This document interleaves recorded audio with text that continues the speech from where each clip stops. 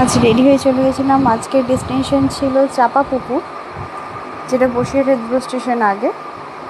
তো স্টেশনে চলে এসেছি, কিন্তু ট্রেনের দেখা নাই। ট্রেন লেট, ট্রেনে উঠে পড়লাম।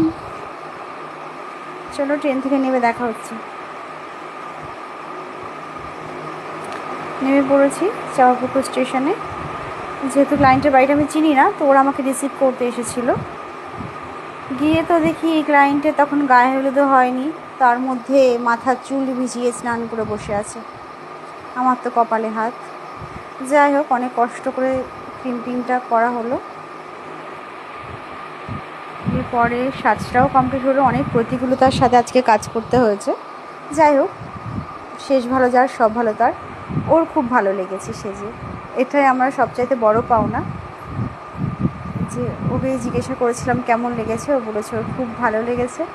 এর থেকে বড় কিছু পাওনা আমার কাছে হতে পারে না। আর ওর যে হাসিটা, এটাই আমার একদম আজকে পুরো দিনটা একদম কী আর বলবো, দিন বান গেয়া ওর হাসিটা দেখে। Train miss. রাত্রেবেলা স্টেশনে ভূতের মতো একা একা বসে আছি। পুরো জনমানবহীন স্টেশন, একেবারে পুরো সুনসান। আছে দু একজন লোকাল লোকজন আছে ওখানে, প্যাসেঞ্জারও ছিল দু চারজন, কিন্তু একেবারেই ফাঁকা, পুরো নির্ঝুম স্টেশন। অগত্যা বসে থাকা ছাড়া উপায় নেই। ট্রেন যেহেতু মিস করেছি, বসেই আছি। অবশেষে আমার ট্রেন এলো। ট্রেনটাকে দেখে যেন মনে একটু স্বস্তি পেলাম। তারপর ট্রেনে উঠে পড়লাম। তারপরে ট্রেন থেকে নেবে আমার হাজব্যান্ড গেছিলো রিসিভ করতে স্টেশনে আমাকে।